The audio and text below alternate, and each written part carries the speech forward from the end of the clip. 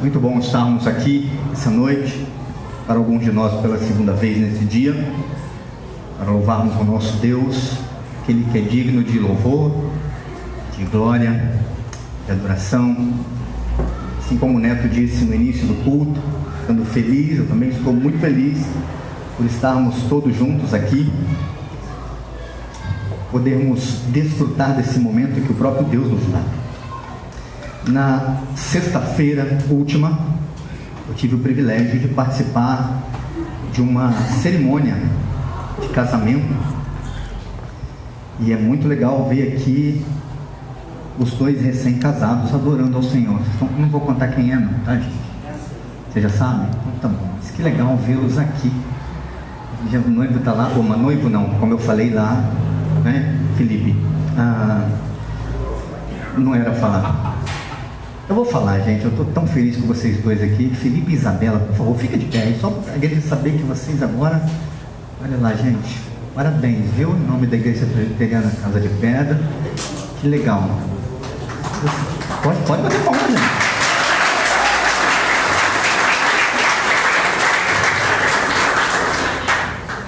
Bom demais ter vocês aqui para a gente adorar ao Senhor juntos. Um tempo precioso que nós tivemos ali, emocionante. Pode sentar. Choramos pra caramba todo mundo, né? Um monte de gente chorando, não sei porquê.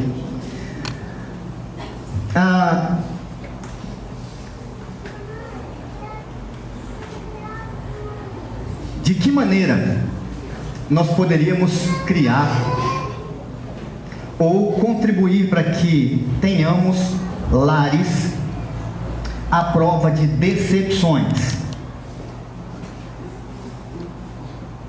Como criar um lar à prova de decepções? A minha ideia inicial para isso, ou pelo menos aquilo que eu tenho estudado para isso aqui, para compartilhar isso com vocês, seja que um dos caminhos, uma das ferramentas para a gente começar a pensar num lar à prova de decepções, seja a transparência doméstica. Existem muitos lares hoje em dia que enfrentam crises tremendas, grandiosas, porque falta transparência. Transparência nas suas relações, em todos os sentidos.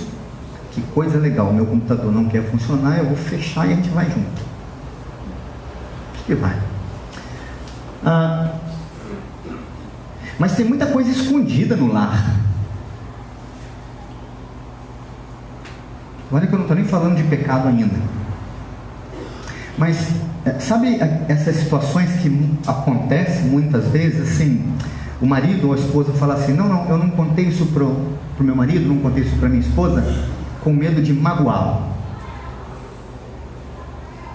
E quando as situações aparecem, fala, por que você não me contou?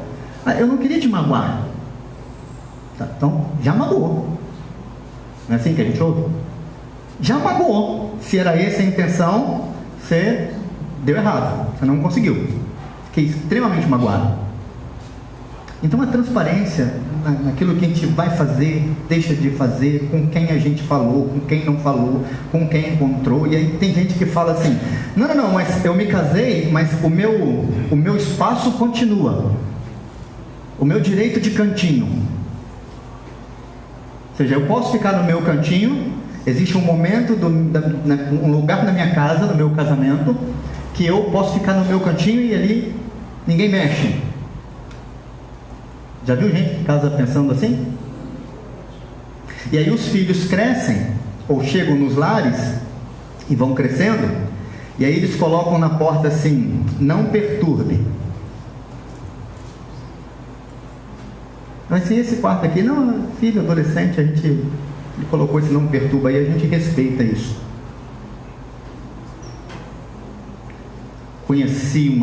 Tive uma ovelha, uma linda ovelhinha, que a mãe uma vez falou comigo, falou com a gente assim, falou assim, olha, desde pequenininha sabia que essa menina era de uma personalidade tremenda.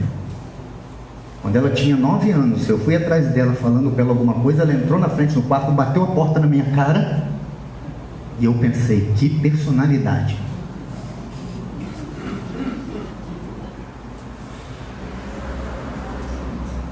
Quando eu vi essa história, a menina tinha 16 e fazia o que queria. Então, começa também com essas coisas do cantinho. Esse aqui é o meu cantinho, ninguém mexe. E a gente precisa conversar sobre isso. Então deixa eu pontuar aqui desde já algo para livrar você da decepção. Eu não tenho como apresentar aqui 10 passos para você ter uma casa à prova de decepções. Não tem uma receita, tipo receita de bolo que a gente resolve você seguindo os 10 passos. Não tem. Não vai ser possível. Mas durante todo esse mês eu quero mexer nesse assunto aqui com a gente. E aproveitando, logicamente, mês de maio. Mês de maio, mês da família, mês do amor, mês das noivas, mês das mães. Não é isso? Domingo que vem tem celebração do Dia das Mães aqui na igreja. Acredito que tem. Então, tudo isso mês. Todo esse é o mês que a gente aproveita para falar sobre família. Quero convidar você a abrir a sua Bíblia na Epístola de Paulo aos Efésios, capítulo 5. Eu vou ler a partir do verso 22.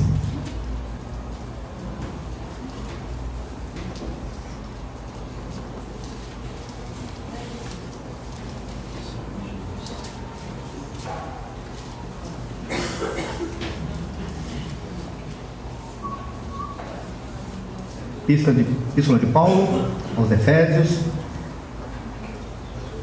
capítulo 5, a partir do versículo 22. Primeiro, recomendações para as mulheres. As mulheres sejam submissas ao seu próprio marido como ao Senhor. Porque o marido é o cabeça da mulher, como também Cristo é o cabeça da igreja, sendo este mesmo o salvador do corpo.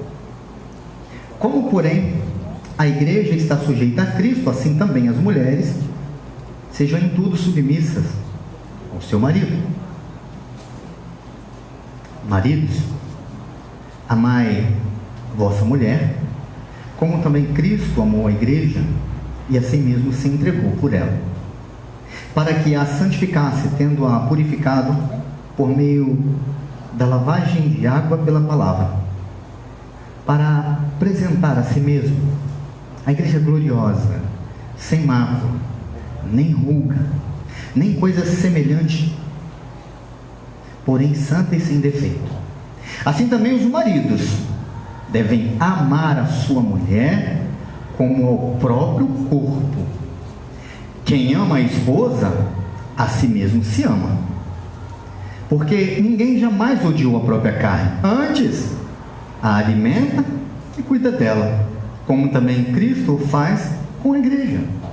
Porque somos membros do seu corpo.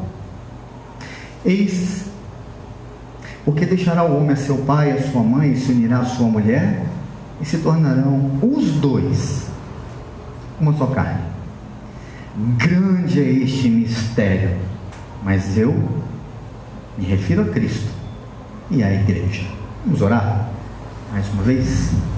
Convido você a baixar a sua cabeça, falar com Deus.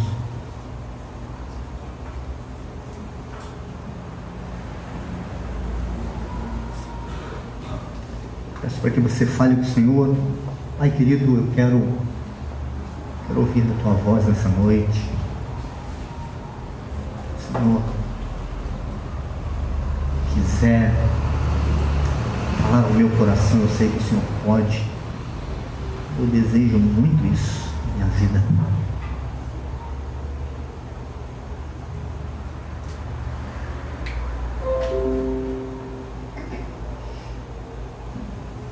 Deus, nós somos famílias do Senhor. Nós somos famílias aqui reunidas também. O Senhor sabe o que se passa na nossa casa, dos acertos que precisamos, das mudanças necessárias, do quebrantamento necessário no meu coração, no coração dos meus irmãos e irmãs aqui nessa noite, e nós nos derramamos no teu altar como cantamos aqui. Nosso coração nas tuas mãos, para que o Senhor continue a ministrar graças nas nossas vidas. Tenha misericórdia de nós e tenha misericórdia da minha vida. Nos abençoe para tratarmos de um assunto tão delicado, mas tão importante na vida da tua igreja. Instrua-nos por tua palavra. Cele a mensagem do Senhor no nosso coração pela ação exclusiva do teu Espírito. Em nome de Jesus. Amém. Bom, não é novidade nenhuma para mim e para você que o lar é a unidade mais importante da sociedade. Aliás, a primeira delas. Ordenada por Deus. Eu disse um pouquinho lá no casamento, os meninos, usando lá aquele texto de Gênesis, lá no capítulo 2, 1 de Gênesis, quando Deus fala para Adão que ele precisava, e Deus vê que Adão não estava tão feliz assim naquele paraíso, porque faltava alguma coisa, e Deus traz então a mulher, e ali começa a família. Deus sabia, Deus sabe, Deus instituiu a família, é sonho de Deus. Vou falar isso todo mês de maio, se for preciso aqui, sempre, porque eu acredito nisso, verdade. Embora nós vivamos numa sociedade, num tempo em que parece-nos que a família e consequentemente o casamento seja algo meio descartável, as pessoas não se importam mais com estar casado, permanecer casado, e logicamente que o número de divórcios cresce assustadoramente nos nossos dias. Por diversas razões as pessoas se divorciam, mas o fato é que muita gente entra no casamento já com a ideia: se der certo bem, se não der certo, estou fora, e a gente segue cada um a sua vida, como se fosse uma escolha simples de um produto que se adquire, e agora eu estou usando porque me serve, e amanhã eu não vou usar mais, eu não posso descartar. Então nós olhamos para a nossa sociedade desse jeito, e nós precisamos entender que existe algo no nascedouro da crise, e é na família. E aí eu quero dizer isso para você, que o clima espiritual da minha e da sua família lá nos nossos lares influencia o clima espiritual do culto aqui, porque a gente traz para cá o que a gente vive lá. O culto é um momento ímpar, único. Quando nós chegamos, nós somos levados à adoração, nós somos inspirados pela comunhão, pela ação do Espírito Santo em nós. Sim, fato, é verdade, isso contagia a gente mesmo. Mas a maneira como a gente vai lidando com o culto, passo a passo, enquanto o culto vai se desenrolando, tem muito a ver com o que a gente traz de casa. Muito a ver. E assim, nós vemos que em nossos dias tantas casas são problemáticas. Eu tenho tido o privilégio de dar algumas palestras em algumas escolas, falando principalmente para pais. E como é difícil quando a gente ouve pais dizendo, pais de alunos, ou pais com filhos entre 8 e 9 anos, dizendo que eles não sabem o que fazer com as crianças, que elas estão totalmente sem controle nas suas casas.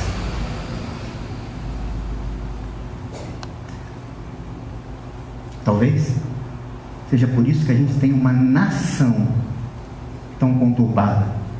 Porque eu sei, gente, nós temos uma crítica ferrenha contra a corrupção instalada no nosso país nos nossos dias. Ninguém suporta a corrupção.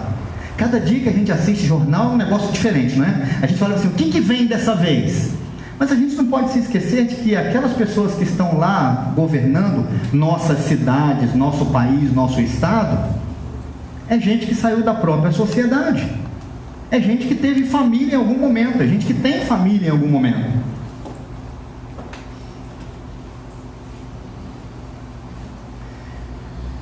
A crise nos lares nesses dias é algo tão perigoso, uma ameaça bem maior segundo alguns pensadores, do que o próprio comunismo foi e é.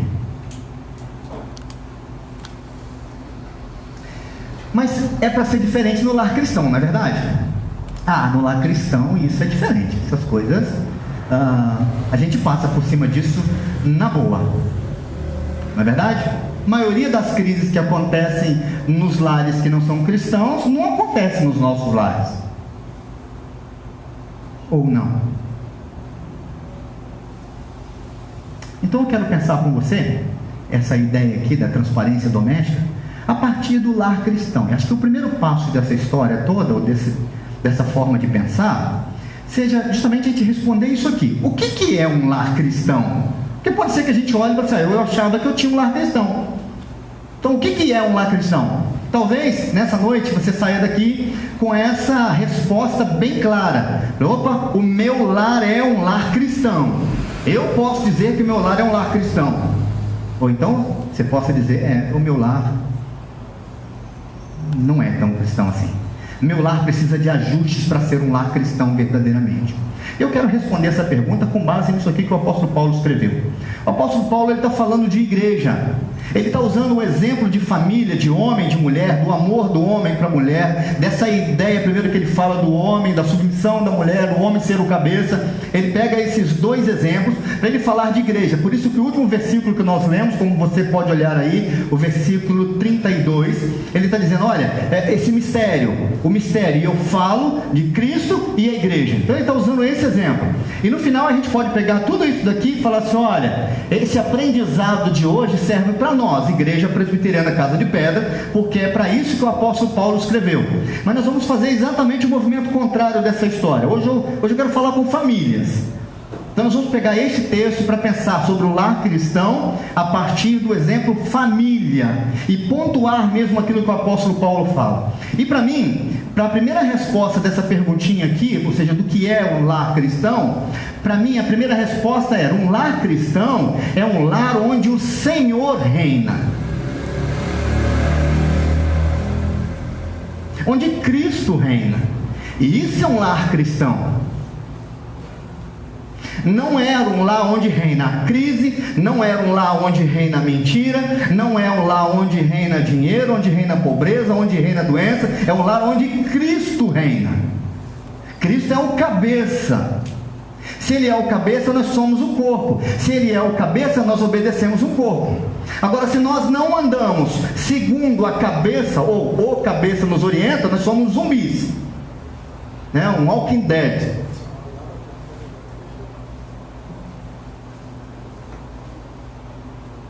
Vamos olhar para o texto? Todo o exemplo que Paulo está falando aqui, ele usa o Senhor. As mulheres, versículo 22, as mulheres sejam submissas ao próprio Senhor ou ao próprio marido como o Senhor, porque o marido é o cabeça da mulher como Cristo é o cabeça. O padrão de senhorio aqui, de reino, de autoridade, é Cristo. Ou seja, o lar cristão é o lugar onde Cristo reina. Por isso, nós precisamos conhecê-lo e concebê-lo como Senhor. Conhecer Cristo. Paulo está falando aqui, usando o exemplo de homem e de mulher, mas para falar do papel de Cristo em tudo isso. Antigamente, muitos anos atrás, a gente cantava um cântico que dizia, falemos de Cristo. Esse é antigo, gente. Acho que só o Rodney deve conhecer.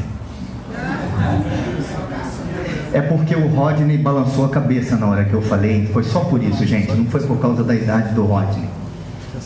Lembra, Rodney? Falemos de Cristo, Ele é o Salvador, Senhor tão singular do mundo criador. Ele foi nos preparar mansões celestiais.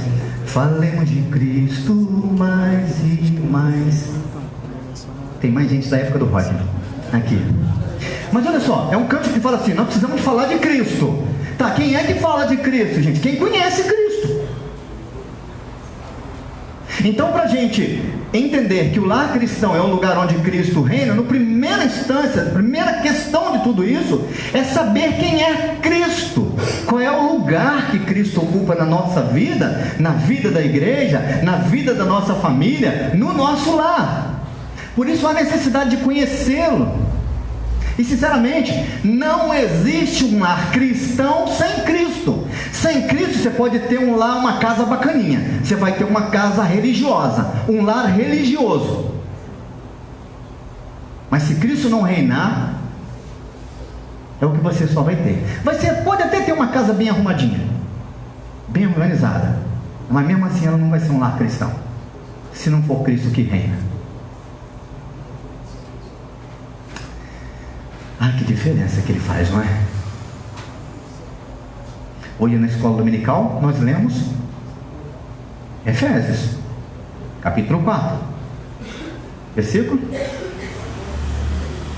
26, 25, olha só, galera, tá boa. E lá Paulo está dizendo o seguinte, Paulo está dizendo assim, gente, olha, aquele que roube, que furtava, não furta mais não, antes trabalhe para que possa suprir o necessitado.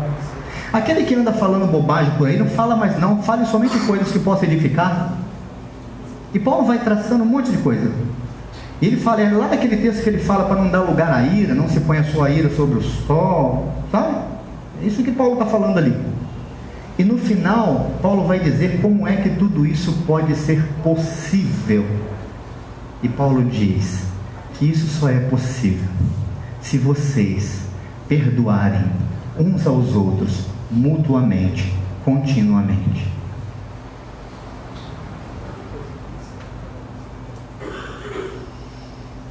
Cristo não é uma fórmula, um conteúdo de decorebas. Cristo é um amigo fiel, o cabeça de um lar. O lar cristão é o lugar onde Cristo reina. Segundo, o lar cristão é o lugar aonde o amor reina. O amor. Não é aquele amor de coisinha bonita. Não é isso não, gente. Isso chateia. Não é? Meu mozinho. Nada contra se você faz, tá bom? Se o seu marido gosta, beleza. Né? Alguém tem apelido de casamento, gente? Tchutchuco? Tem essas coisas, não tem? Tem. Aqui em casa... Sansão?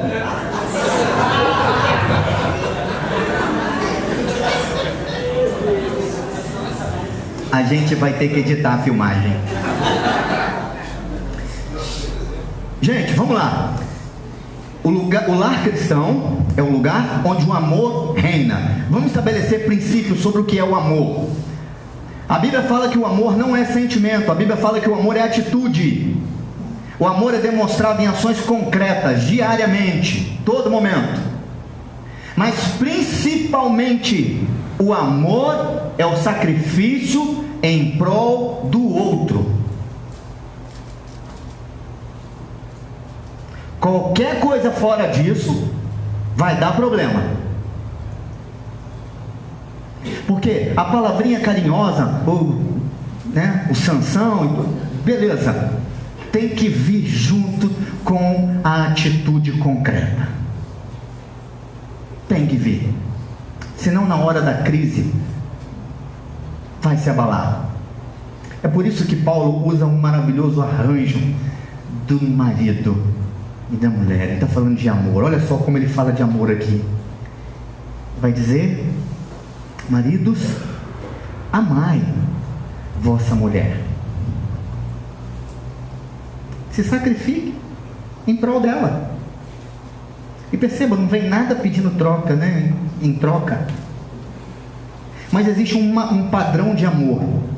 Maridos, amai vossa mulher, como também Cristo amou a igreja. Este é o padrão do amor exigido de nós maridos às nossas mulheres. Básico.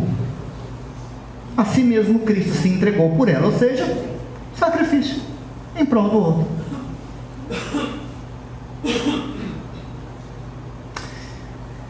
esposa carinhosamente submissa ao marido. Isso é prova de amor.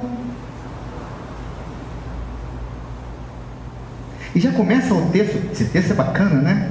Eu comecei logo no versículo 22, eu pensei, aí começa com a mulherada primeiro tendo que ser submissa, tá vendo só? Não, Paulo inverte a ordem aqui de outro texto, como ele escreve em Colossenses, por exemplo, ele inverteu a ordem aqui, mas o peso é o mesmo. Isso aqui é o caso de que a ordem do fator não altera o produto.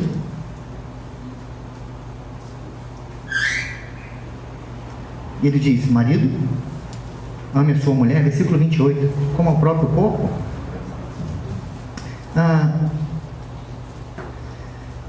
Ama e não é amargo para com sua esposa. Em alguns lares cristãos, o que se vive é exatamente o oposto disso. Eu coloquei essa frase aqui sem pensar no que é o oposto. Deixa eu pensar no oposto. Então a mulher não se submete, ou se submete não de maneira carinhosa e obrigada ao marido, e o marido, além de não amá-la, é amargo com a esposa. Tomara que isso seja, e queira eu que isso seja apenas pura ilustração de mensagem, mas não realidade na vida da nossa igreja. Mas se porventura isso for real em algum dos lares, nessa igreja, ou em qualquer um dos lares que nos assistem pela internet nessa noite,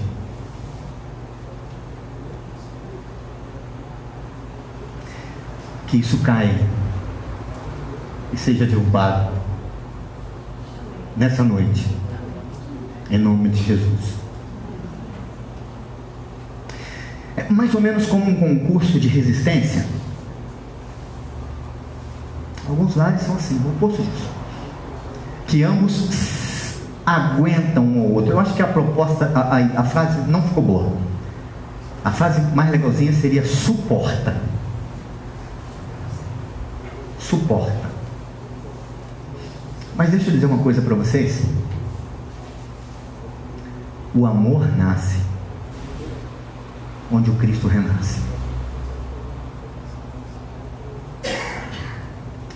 Na semana da Páscoa, eu recebi um vídeo de um pastor amigo, e esse vídeo foi feito na região de São Paulo.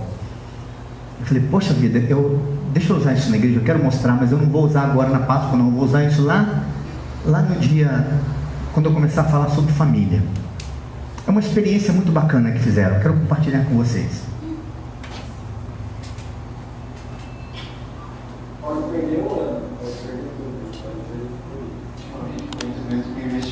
Bem inferior ao do Palmeiras, é um time muito superior. Eu tenho uma pessoa que trabalha com a gente, o meu trabalho é bem intenso, então muitas vezes eu não consigo assim dedicar. E daí eu cuido de todas as coisas na casa dela, cuido da Isabela também, né, que é filha dela. A época que eu me visto, ela dá credibilidade para o que eu faço. Nós temos que usar terno e gravata, não é muito minha vibe, não. E a nossa democracia, a nossa liberdade está indo embora. Eu sou líder da resistência. Eu tenho o direito e o dever de gritar para todo mundo ouvir. Nessa polarização eu defendo o lado da direita, mas eu já percebi o comportamento estranho das pessoas pela minha presença. Então eu posso ser um pouco mais diferente. É claro que na minha infância era todo mundo diferente, porém as pessoas mudam com o tempo, seus gostos, suas preferências. Para mim é muito importante eu manter essa rotina de treino, porque eu sinto um bem-estar muito grande quando eu exercito. Às vezes eu faço alguns exageros, aí eu já sei que eu tenho que moderar depois, né?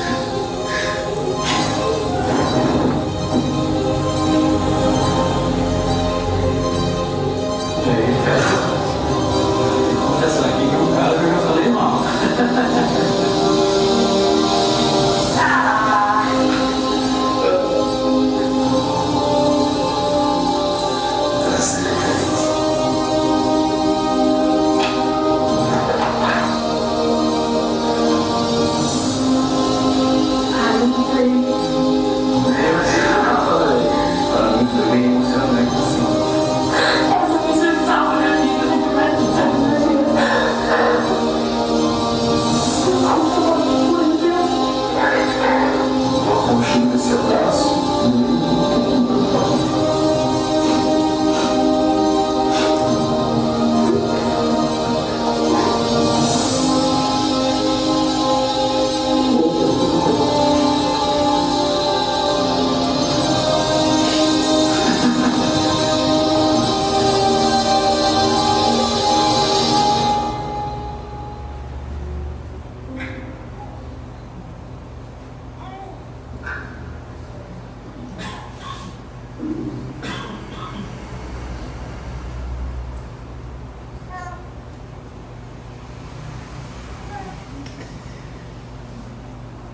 Quando eu vi isso, falei, que coisa real. Às vezes nós temos mais facilidade para agirmos com humildade com gente que a gente não conhece do que com as pessoas que nós conhecemos.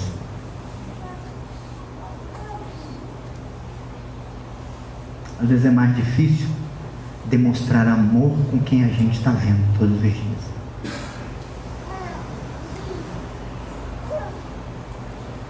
O lar cristão é um lar onde um amor reina. E nós acabamos de sair do mês que nós celebramos a Páscoa, quando o povo de Deus tinha que marcar a sua porta, seus umbrais das suas casas, com o sangue do Cordeiro. Quantas vezes, mesmo no período da Páscoa, nós passamos pelas nossas portas, nos encontramos com pessoas e não demonstramos amor, nem humildade, nem submissão, nem respeito, e tão longe disso, amor. É por isso que a gente traz para casa vai influenciar no culto.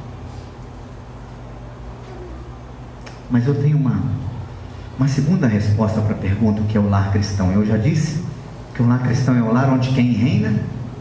Cristo. É o lar onde o amor reina. E por último, mas não menos importante, o lar cristão é o lar onde a Bíblia reina. Como isso é difícil. Porque tudo aquilo que Paulo está dizendo aqui, no meio de tudo isso, Paulo detalha algo aqui.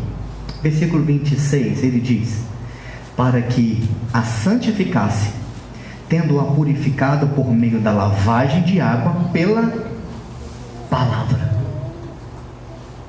Palavra. Qual é o lugar da palavra de Deus na nossa casa? Como ela dirige as nossas ações? Quando a gente tem que ser humilde, quando a gente tem que virar a face, quando a gente anda com gente que quer sim tirar vantagem da gente o tempo todo, nos explorar. Mas a Bíblia diz que é para a gente virar o rosto e perdoar trocentas vezes. E Paulo ainda diz: olha, o exemplo, o modelo é Cristo. Mas não, a gente luta em tudo isso o tempo inteiro, e a gente briga. Hoje nós falamos na classe da escola dominical, né? A gente quer ter razão sempre.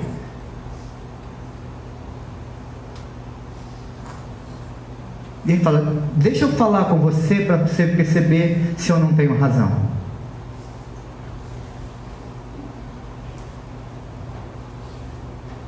É assim que a gente faz. Eu quero caminhar aqui para encerrar nossa meditação nessa noite. Eu acredito nisso que eu estou compartilhando com vocês. Eu acredito que o lar cristão seja isso: o lugar onde a Bíblia reina, porque ela é caminho para a nossa limpeza. Limpeza. Esse texto aí do Salmo 119 diz: de que maneira poderá o jovem guardar puro o seu coração? Observando a palavra de Deus. Não existe outra forma, não existe outro caminho, não existe outra estratégia. É observando a palavra de Deus. Não se pode ter um lar puro sem a Bíblia. É o que diz o texto aqui que nós falamos do Efésios, que nós estamos lendo. E ainda, gente, nós precisamos, principalmente eu e você, papai e mamãe, nós precisamos manter em casa a certeza da importância de estarmos na igreja. O autor da Epístola aos Hebreus, num determinado momento, ele fala assim: gente, não para de ir na igreja não, como já é de costume do monte aí, viu? Vir à igreja tem que ser assunto de família, é assunto mesmo. A gente vê as opções mais diversas possíveis. Se a gente ensinar aos nossos filhos que eles podem faltar ao culto, não vir à igreja por qualquer razão, eles logo mais, eles terão muitas razões para não vir à igreja. Eles vão ter, os meus já têm. E são filhos de pastor. E a pergunta, uma vez, de um dos dois, acho que do Natan: por que a gente tem que ir 2 vezes na igreja?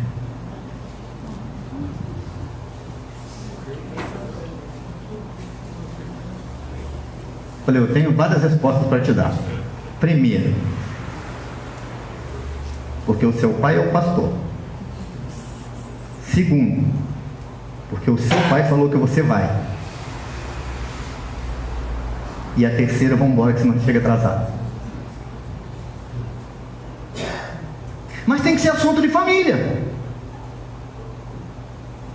A Bíblia não fala isso? Ensina a criança no caminho que ela deve andar, e quando ela for velha, não vai se desviar. Não está se referindo só a ir à igreja, não ir à igreja, ok? Caminho. Mas que o caminho tem que passar por aqui, passa. Que é aqui que a gente aprende a como caminhar o caminho de Deus.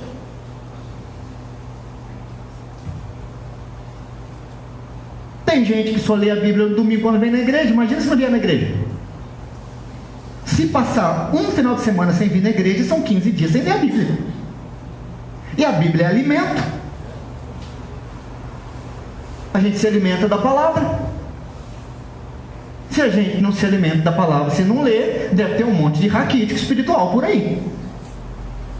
Na hora que o diabo faz, e ele faz, cai.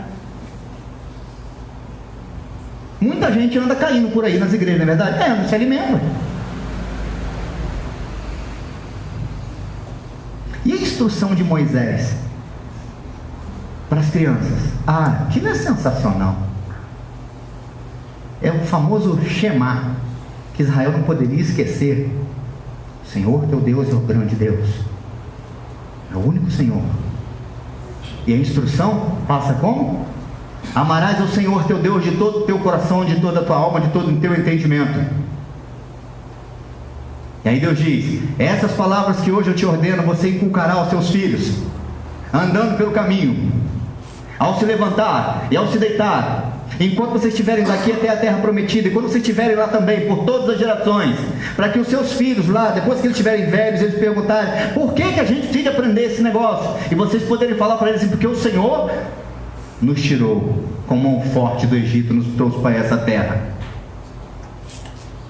Essas palavras que hoje eu te ordeno, você vai inculcar na cabeça dos seus filhos. O inculcar, gente, é cuca a cuca, no melhor sentido do original. Racha a cabeça da criançada, enfia dentro o tempo todo, para que quando você não... A ideia é o seguinte: quando você não estiver no caminho com eles, puxando pela frente, essa turma esteja no mesmo caminho. Instrução de Deus para Moisés. E Jesus pega essa palavra e resume o seu próprio evangelho com base nisso. Amarás o Senhor teu Deus de todo o teu coração, o teu próximo como a ti mesmo. Grava essa frase aí para você anotar. O nosso respeito pela Bíblia mede o nosso respeito por Deus. Porque se a Bíblia é a palavra de Deus, A maneira como nós lidamos com ela é a maneira como nós lidamos com o que Deus fala.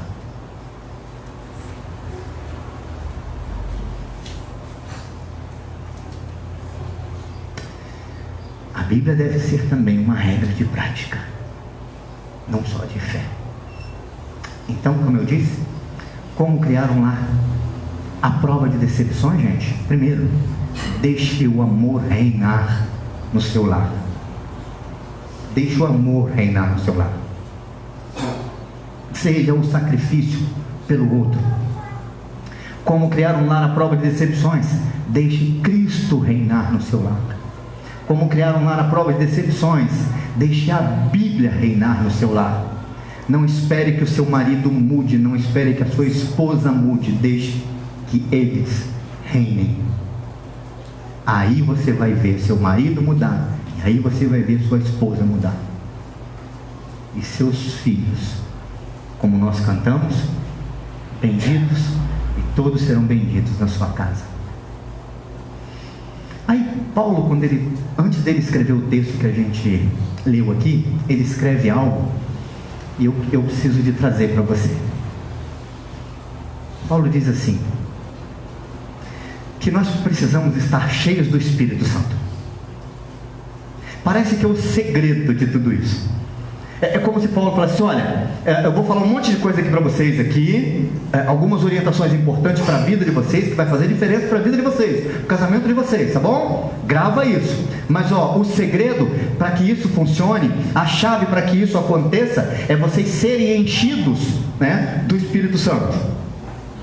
E aí, a ideia é, mas como é que a gente se enche do Espírito Santo? Paulo dá a dica. Paulo diz que é assim, falando entre vós com salmos, entoando e louvando de coração ao Senhor com hinos e cânticos espirituais, dando sempre graças por tudo a nosso Deus e Pai, em nome do nosso Senhor Jesus Cristo, sujeitando-vos uns aos outros no temor de Cristo. Isso é texto bíblico, está logo para trás, você pode ler em casa, ler com a sua família, que você vai gostar muito de ver isso aí. Finalzinho do capítulo 4 lá, de Efésios.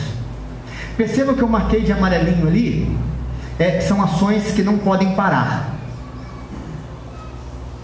Falando entre vós com salmos. Continua, gente. Salmo tem que ser uma linguagem dentro de casa. É a expressão do homem para com Deus. Louvando, deveria ter pintado louvando também, comi bola. Mas louvando de coração ao Senhor, louvando e entoando. Quando? O tempo todo. Com hinos, cânticos espirituais, dando sempre graças por tudo ao nosso Deus e Pai. Gente, precisamos tomar cuidado com a ingratidão. Se existe algo que destrói a nossa relação com Deus, é a nossa ingratidão com Deus. Deus não tolera a ingratidão, nunca tolerou a ingratidão do seu povo. E a gente corre o risco de sermos muito ingratos com o que Deus despeja na nossa cabeça todo dia.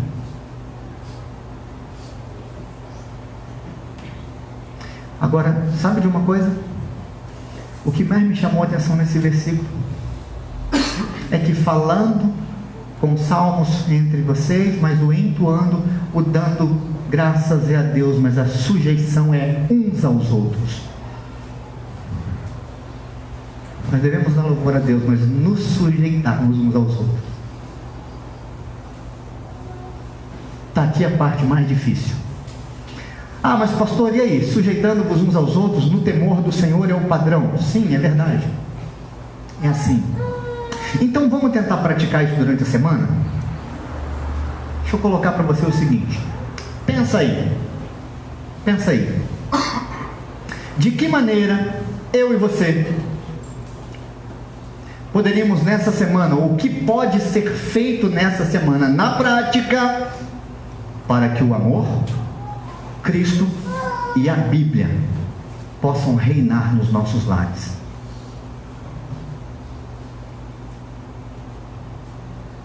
Marca isso daí.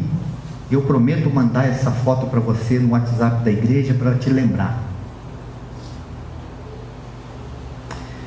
O lar cristão é um lar onde esses elementos estejam presentes. E tudo isso vai formar a transparência doméstica. Porque se Cristo reinar nos nossos lares, Ele é o caminho, mas é também a verdade. A transparência não vai ser problema se Cristo reinar, porque Ele é a verdade. Mas o lar doméstico, o lar cristão, desculpa, é o lar onde o amor reina. E se o amor reinar, nós não teremos dificuldade de ser transparentes uns com os outros, porque o amor lança fora todo o medo, o verdadeiro amor. O verdadeiro amor vem de Deus, e nós vamos sempre falar a verdade em amor uns aos outros. Mas o lar cristão é o lar onde a Bíblia reina, e se a Bíblia reinar no nosso lar, nós vamos aprender sim sobre transparência. Cristo foi tão transparente em tudo que fez, que a certa vez ele chegou perto dos seus discípulos e falou assim: olha, eu nem vos chamo mais de servos, eu chamo vocês de amigos, porque o servo não sabe onde está o seu senhor, mas o amigo sabe onde está o seu amigo. O que Jesus estava dizendo é: o momento mais importante dessa relação nossa, dessa nossa história, eu não tenho nada para esconder de vocês, totalmente transparente. Cristo, Ele é o Senhor, Ele é a própria palavra, Ele é a própria revelação do amor de Deus. Como falei para você, eu não tenho 10 passos para a gente transformar o nosso lar, a nossa relação, marido, mulher e filhos, uma relação que seja totalmente transparente, com 10 passos para a gente seguir. Mas a primeira delas começa com uma escolha. E a escolha é: eu quero ir embora para casa depois desse culto, e eu quero, com a ajuda de Deus, começar algo diferente na minha família.